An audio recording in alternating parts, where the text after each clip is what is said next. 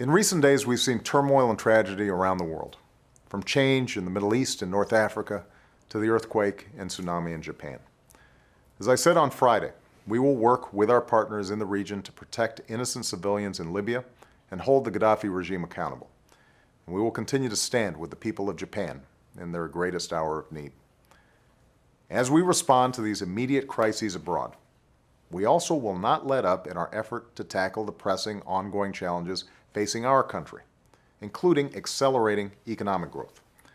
That's why, over the weekend, I'll be in Latin America. One of the main reasons for my trip is to strengthen economic partnerships abroad so that we create good jobs here at home. Latin America is a part of the world where the economy is growing very quickly. And as these markets grow, so does their demand for goods and services. The question is, where are those goods and services going to come from? As president, I want to make sure these products are made in America.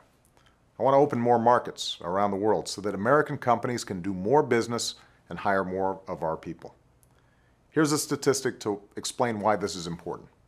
Every $1 billion of goods and services we export supports more than 5,000 jobs in the United States.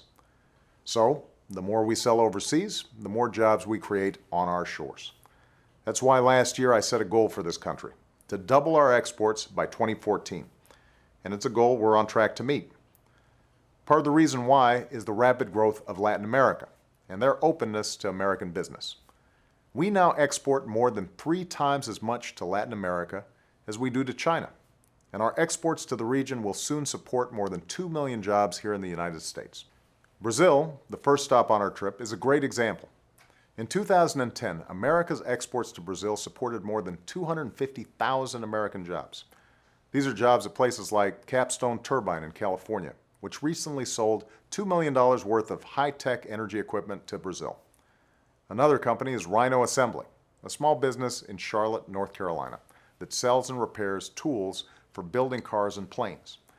A deal with a distributor in Brazil has resulted in new sales and new employees at that firm. And we can point to large companies like Sikorsky, whose helicopter sales to Brazil help sustain a large, skilled workforce in Connecticut, Alabama, and Pennsylvania. Today, Brazil imports more goods from the United States than from any other nation. And I'll be meeting with business leaders from both countries to talk about how we can create even more jobs by deepening these economic ties. After Brazil, I will also visit Chile, a country with a growing economy and increasing demand for American goods. In fact, since 2004, our exports there are up 300%. And now support about 70,000 jobs here in the United States. Finally, we'll head to El Salvador, a nation with so much promise for growth with the potential to benefit both of our nations. We've always had a special bond with our neighbors to the south. It's a bond born of shared history and values, and strengthened by the millions of Americans who proudly trace their roots to Latin America. But what's clear is that in an increasingly global economy, our partnership with these nations is only going to become more vital, for it's a source of growth and prosperity, and not just for the people of Latin America, but for the American people as well. Thanks.